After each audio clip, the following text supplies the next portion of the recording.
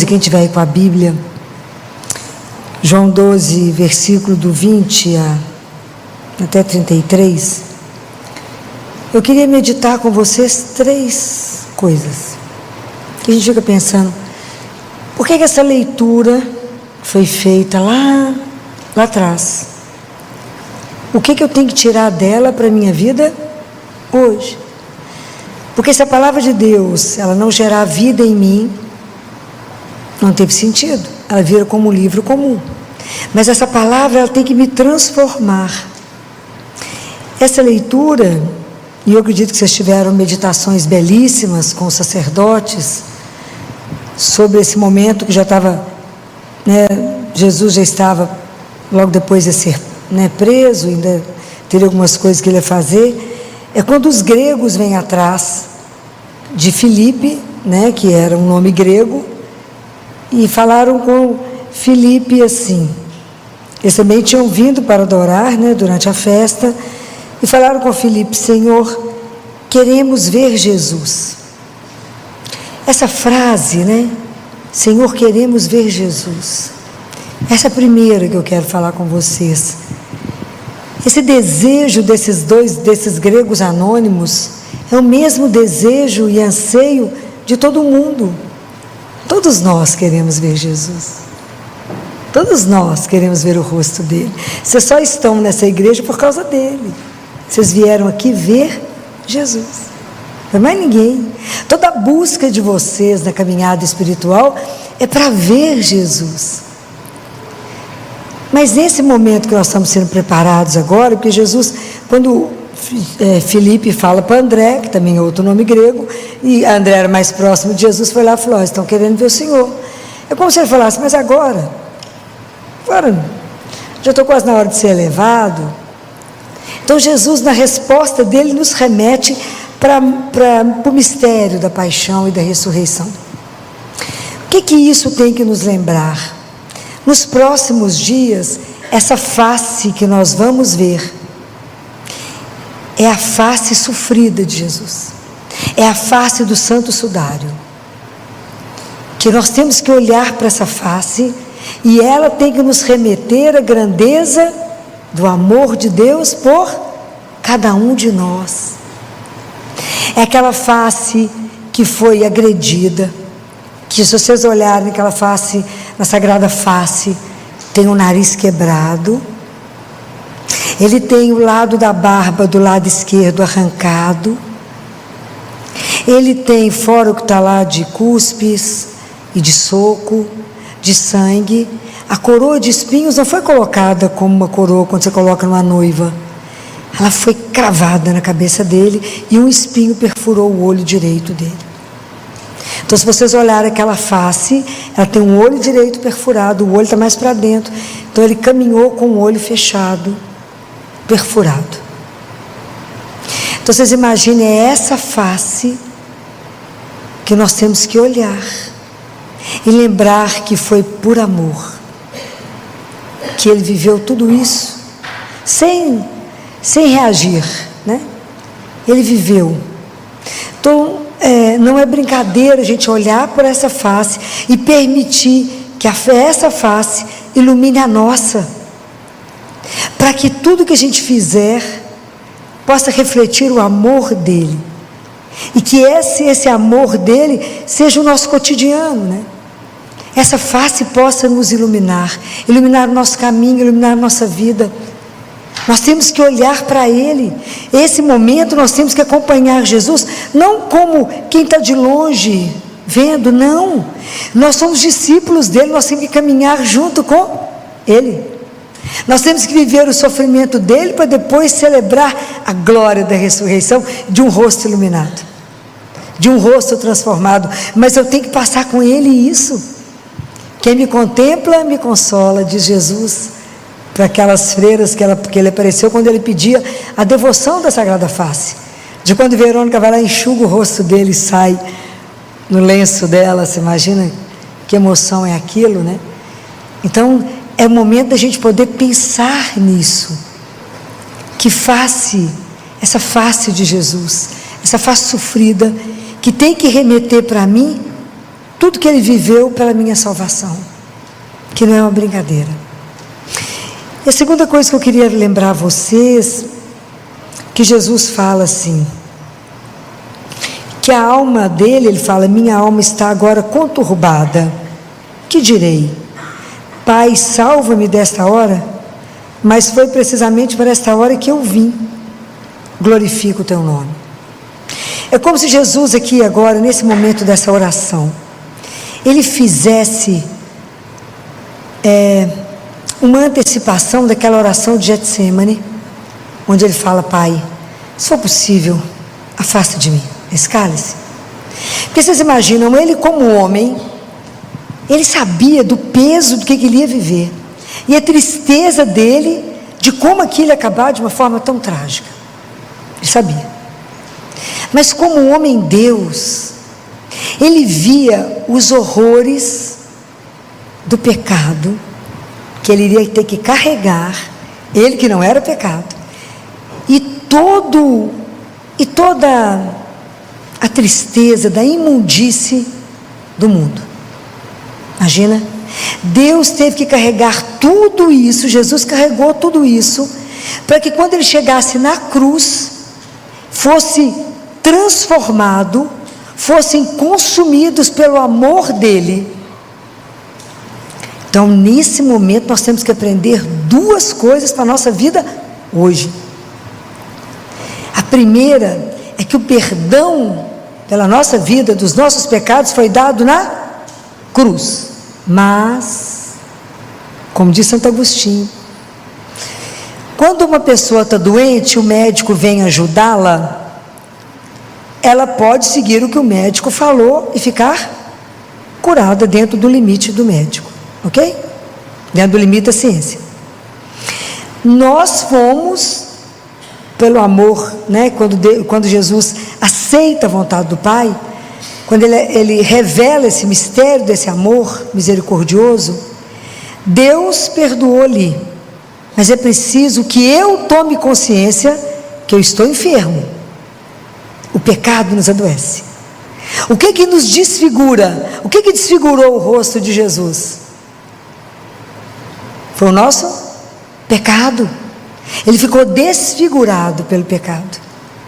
A gente transfigura na medida que a gente é curado.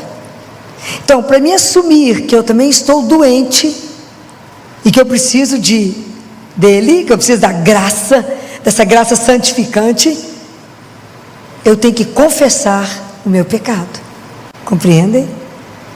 Eu preciso estar de acordo com ele e falar, Senhor, o meu adultério é pecado. Falar mal do outro, julgar, condenar, caluniar, é pecado grave. Então, essas coisas que eu tenho que tomar consciência e pedir perdão. Senão, Deus só transforma aquilo que a gente apresenta. Aquilo que eu entrego para Ele, Ele transforma. Aquilo que eu finjo que eu não vi, Ele também vai fingir que não viu, porque Ele é delicado demais para nos invadir. Então nós precisamos tomar consciência que o remédio que o mundo precisa chama-se confissão. Nós precisamos de voltar aos confessionários. Filó, mas dá para fazer uma confissão comunitária? Não, não dá. Filó, mas eu tenho vergonha. Melhor aqui agora do que diante dele. Eu digo para vocês, é melhor aqui agora do que diante dele você ter que assumir o seu pecado.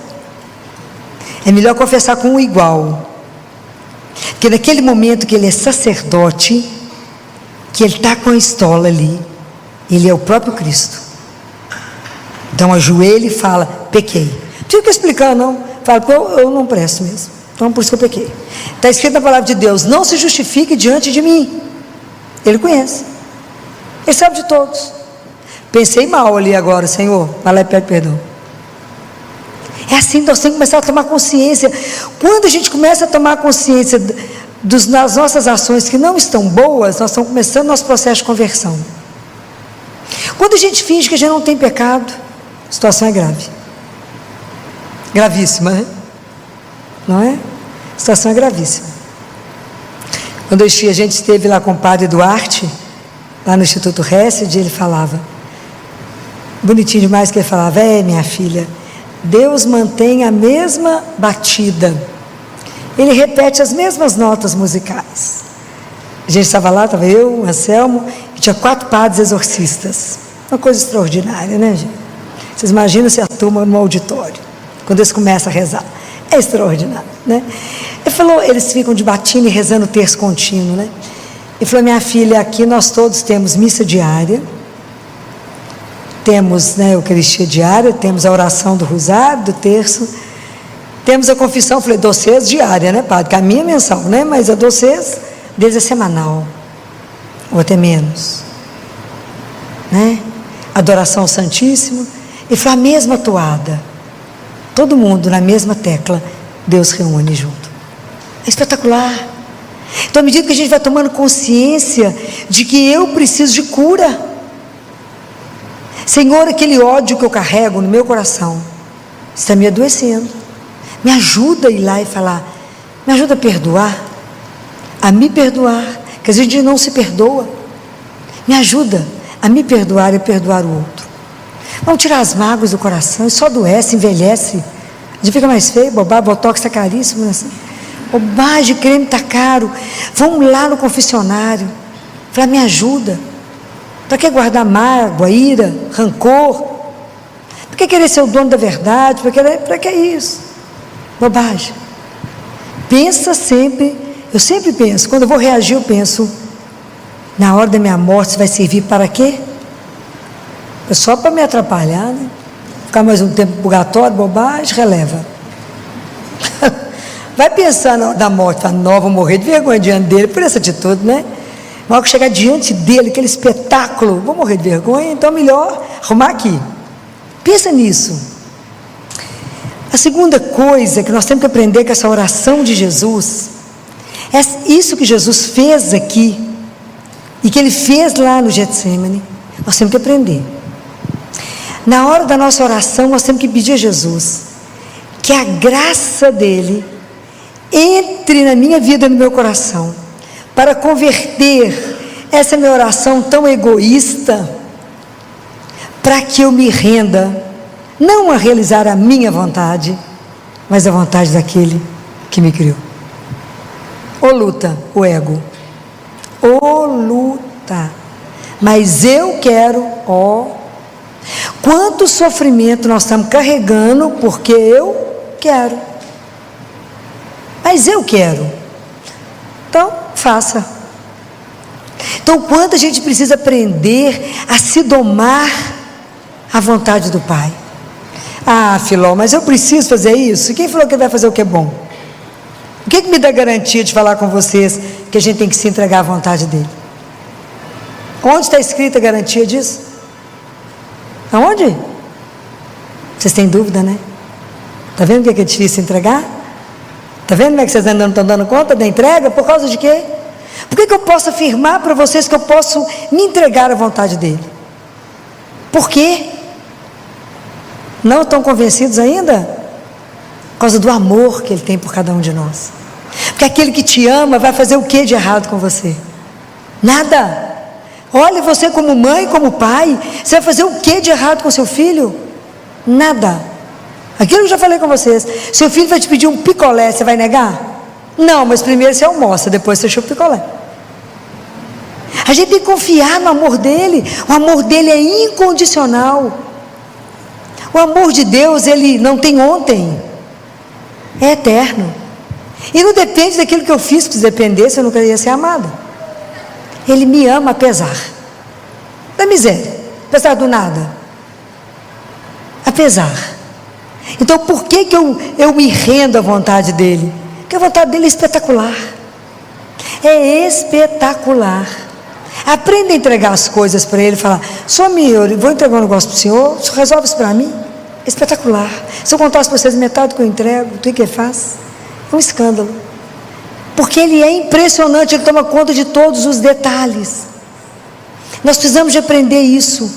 Na hora de rezar, fala, Senhor, me dê a graça, a vossa graça, de atravessar o meu coração, para que eu possa vir fazer só e unicamente a vossa santíssima vontade. Aquilo que quando o Senhor criou, o Senhor me chamou à vida, né? O Senhor desejou para mim.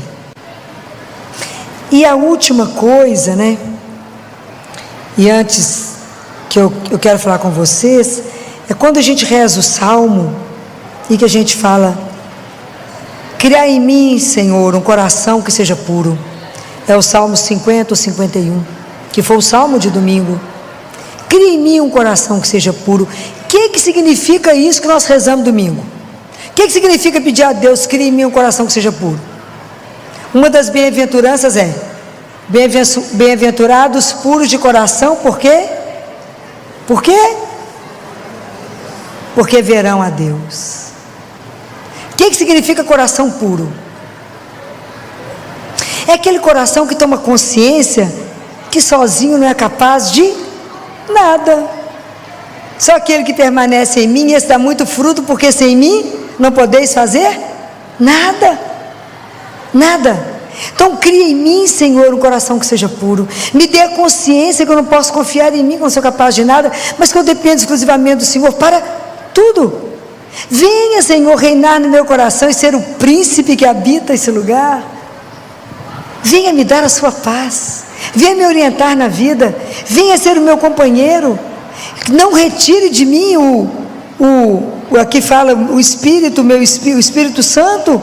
Me dá um espírito decidido, que aqueles que sabem que estão orientados no amor, a gente tem um espírito decidido, pois sabemos quem nos governa, quem nos lida. Fala: Senhor, me lava do meu pecado, me lava. Então eu preciso pedir a Deus esse coração.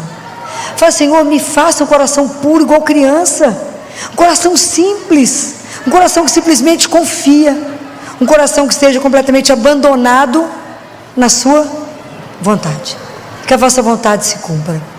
É isso que a gente precisa entender, que eu preciso crescer na minha fé, e que a minha fé cresce à medida que eu experimento viver um amor que me foi doado. Deus nos amou primeiro, por isso a gente responde com amor. Então é preciso entender isso para viver, porque nós só vamos entender que religião, que o cristianismo é uma religião do desejo, à medida que eu aprender a desejar a presença desse Deus. Do mesmo jeito que eu desejo ver a face dele, que eu desejo a companhia dele, que eu desejo viver eternamente com ele. Eu sei que hoje está difícil, porque hoje o mundo vive, é uma das coisas que mais me dói, porque nós vamos viver a face, vai acompanhar Jesus sofrido, machucado, mas no mundo que hoje absolutamente continua indiferente ao Calvário. Eu não estou falando mentira. O que mais me dói de verdade não é nem as pessoas falarem que não crê, mas é a indiferença com esse amor. Porque hoje não se conversa sobre a salvação das almas, conversa? Claro que não. É só vocês olharem como é que deve estar tudo lotado de viagem para a Semana Santa. Mas nós somos cristãos. Cristão não vai para a fazenda, cristão não vai para a praia, não, na Semana Santa tem um ano inteiro para viajar. Cristão tem que estar de joelho na igreja. Mas nós não entendemos o que significou essa salvação da nossa alma. Nós não temos noção do que significa isso. Não temos noção. Então a gente leva a vida na flauta. Mas está errado. Então hoje o mundo continua aos pés da cruz como aqueles soldados julgando dados, na política, na educação, na religião, falando: que bobagem, vocês acham que existe vida eterna? Que bobagem, vocês acham que existe inferno? Que existe purgatório? Que bobagem. Isso é coisa de povo medieval, de religião antiga, e assim isso vai infiltrando no povo. Que bobagem. Deus é misericórdia, mas é justiça, e nós vamos levando a vida assim, sem se importar de verdade com o que aconteceu no Calvário. Estamos lá julgando os dados, olhando para todo mundo que está rezando e falando: coitados. A gente é que tem que aproveitar a vida, porque a vida é curta, verdade, mas e a eternidade? A palavra já diz, é eterno. Então hoje falar que existe uma alma, que você tem alma, e que no momento da sua morte a sua alma vai estar diante de Deus, vai apresentar o quê? É sério. Ele é a única certeza que nós temos, que vamos estar diante dele um dia, que a nossa vida tem que morrer como a dele para gerar vida, e que a minha vida só vai ter sentido de compreender que eu vivo o amor me dando. É diferente quando eu me dou, quando a vida tem um sentido. Por que eu estou vivendo ela? Mas nós estamos deixando a vida caminhar assim, solta. É hora de pegar a rédea, é hora de estar aqui, é hora de anunciar. Quando as pessoas falarem, queremos ver Jesus. Fulano, você vai viajar? Não, eu estou lá, estou morando. Meu marido disse que eu mudo para a igreja. Trago o colchão para dentro da igreja. É os pés da cruz que eu tenho que estar, porque nem de joelho eu pago o que ele fez por nós. Nem de joelho nós vamos pagar o que Deus fez por nós. O amor dele era tamanho que ele enviou o filho dele único para resgatar a sua alma para a eternidade. Já pensou nisso? Claro que não. Porque a gente só vai pensar nisso o dia que você estiver diante do momento da sua morte, ou diante da morte de alguém que você fala, não vive sem essa pessoa. É preciso acordar. Desculpa se eu sou dura com vocês, mas eu preciso acordá-los, para que vocês não pereçam, que eu também não pereça. Porque o inferno é uma possibilidade para todos nós. Não é o fato de eu estar aqui que diz que eu estou pronta para estar no céu. Eu não posso não dizer para vocês essas coisas, porque eu caio no pecado da omissão e eu estou roubada diante dele. Eu tenho que falar a verdade. E nós temos que acordar. Cristão não viaja a Semana Santa. Filósofo é radical demais, você nem viu nada. Você nem viu nada. É seríssimo isso. E o mundo quer ver Jesus através de nós como? Também estou junto com o mundo. É diferente, é ter um coração que sabe que a minha força, que aquilo que me sustenta é Ele, que eu tenho a graça da Eucaristia todo dia, e que porque eu tenho a força dEle, a alegria que não me pertence, mas que pertence a Ele, eu tenho a alegria de poder viver para Ele, de levar essa alegria, de levantar outros por causa dEle. Mas como é que eu vou transmitir isso se eu nem procuro por Ele? Aí fica aquele tanto de cristão desorientado. Santo Agostinho tem uma frase espetacular que ele fala: como que você conhece o caráter de um homem? Como é que você conhece o caráter de alguém? Dando sofrimento. E você vai saber exatamente aonde ela está alicerçada. Dá o sofrimento e vocês verão onde vocês estão. Que estrutura mantém vocês? Acordem. Há um Deus que permite ser encontrado. Há um Deus que nos ama sem igual. Há um Deus que nos deseja muito mais que a gente deseja Ele. O mundo deseja ver Jesus, mas Jesus deseja muito mais a nossa presença com Ele. Muito mais. O dia que a gente aprender o que é poder caminhar com Jesus, o que é poder saborear a presença de um Deus vivo, nós vamos entender isso. Aí nós vamos entender o tempo que a gente perde. Semana Santa não é fazer só a penitência. Falou, parei de fumar, parei de beber, parei de comer doce, estou em tempo de morrer, parei de tomar Coca-Cola, parei com chocolate. Que diferença você está fazendo para Deus? Vou dizer para você que infelizmente quero te dizer que serviu para nada. Se isso não transformou você, serviu para nada. Se isso te fez mais amante dele, nada. Se isso te fez reconhecer como pecador, está resolvendo o quê? Nada. Gente, vamos ser prático. Jesus é muito prático. Jesus não quer aparência, Ele quer um coração puro. Não faça nada para que ninguém veja, isso não faz a menor diferença diante de Deus. O mundo pode te aplaudir se ele olhar e falar assim, você está lascado e eu também. Não tenha dúvida, tudo que vocês pensarem a meu respeito não acrescenta nada ao que ele sabe que eu sou. Compreenderam? Que eu sou um nada mesmo. Mas não muda para ele, não muda. Ele sabe a nossa natureza. Então é hora da gente fingir que tem uma religião que só vem à missa domingo de Páscoa, como eu confesso uma vez por ano. Está errado. Nós precisamos de resgatar a alegria de ser cristão. Nós estamos um bando de cristão morto, não faz nem diferença. O povo começa a discutir religião, o povo fica muito, fala, não discuto religião. Pois eu discuto e muito. Que não vou disputar, vou discutir sim, defender Deus. Meu marido fala, ele não contratou advogado, não tem importância não, me sinto como. Não, filho, o espiritismo é igualzinho a religião católica. Eu falei, igualzinho. Goiôiô, vai e volta, vai e volta, vai e volta. Vocês estão loucos? Uma só vida. Uma só. Que ele resgatou pelo amor dele. Uma só vida. Não tem outra oportunidade. É só essa que você tem. Não brinque com a vida que ele te deu, porque ela é eterna. Então, hoje o mundo está absolutamente agnóstico, hoje o mundo está secularizado, hoje o mundo deu as costas para Deus, prescinde de Deus e nunca esteve tão doente. Nunca a humanidade esteve tão doente. Eu estou impressionado com o tanto que as crianças estão doentes da alma, e os pais mais ainda, porque estão tudo adoecidos. Mas porque falta só colocar ele. Mas eu dou a tela para o menino e deixo o menino de 8 anos ficar viciado em pornografia. Isso é um crime. É um crime. Então são tantas formas de matar a alma de alguém. Dar um celular também é. Pode ser a forma de matar a alma de alguém. É seríssimo e nós estamos levando a vida. É preciso acordar. Ele morreu por amor a cada um de nós, para nos dar a vida eterna. Eterna é eterna. Que nós vamos chegar diante dele com a nossa alma. E um dia Deus Pai fala para Catarina: Catarina, eu devolverei o corpo para cada um de vós. E vocês nem sentirão falta dele, mas eu devolvo. Isso é uma coisa escandalosa. A gente não consegue imaginar o que Deus tem reservado para nós. A gente não consegue imaginar. Mas levamos a nossa vida cristã mais ou menos.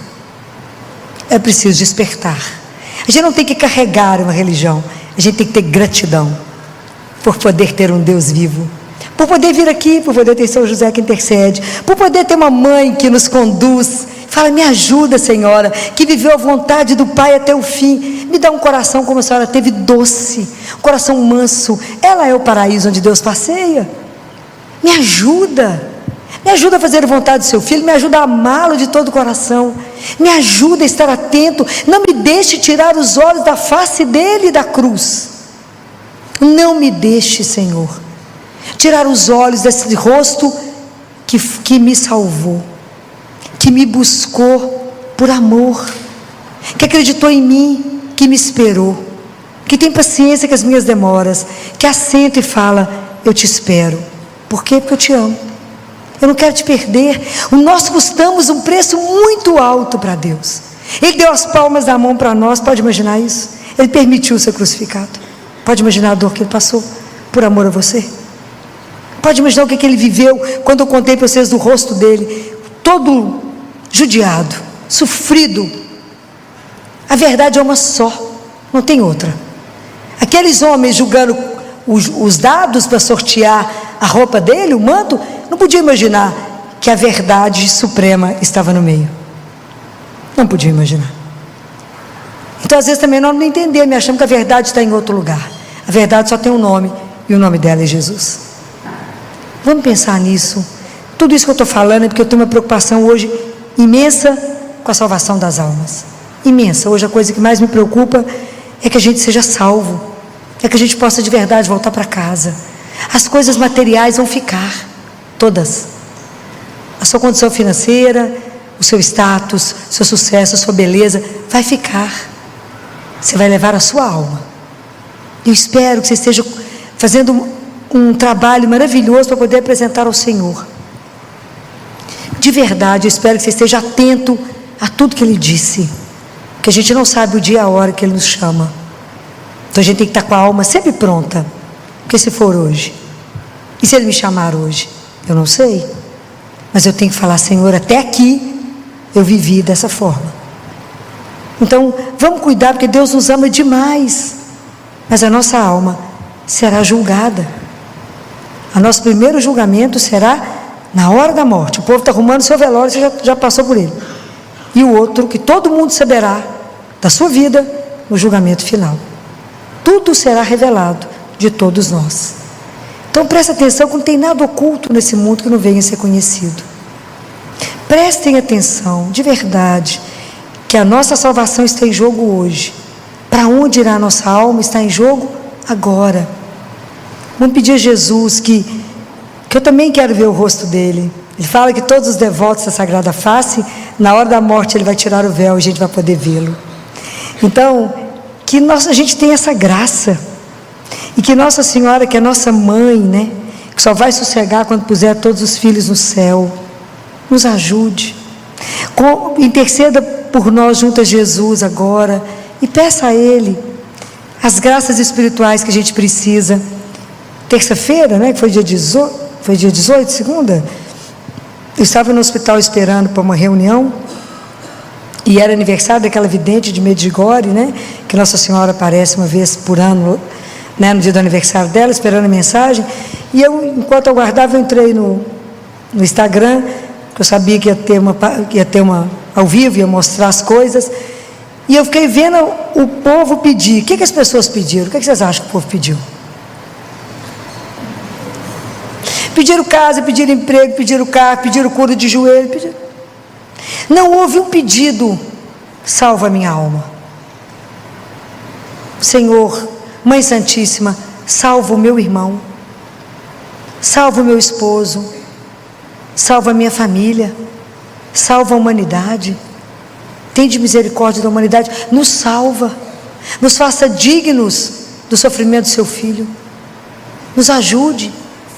E aí eu lembrava da frase de Deus Pai com Catarina de Siena, e ele fala: Catarina, como os meus filhos sofrem por não ter bens materiais, mas eu não vejo os meus filhos sofrerem porque não alcançam nenhum bem espiritual. Mas quando chegar aqui, Catarina, nenhum passo a mais, eles param aonde eles estavam lá na terra. Pensem nessas coisas. Deus não brinca, essas coisas são sérias. Pense na salvação da sua alma, se você for chamada hoje. Que Nossa Senhora, que a nossa mãe, né, interceda por mim e por todos nós, por cada um. Interceda junto a Jesus agora que Ele está presente no meio de nós, e peça a Ele as graças que a gente precisa para de verdade viver uma Páscoa, de verdade aprofundar a nossa conversão e ser cada vez mais do Filho dela. Que assim seja.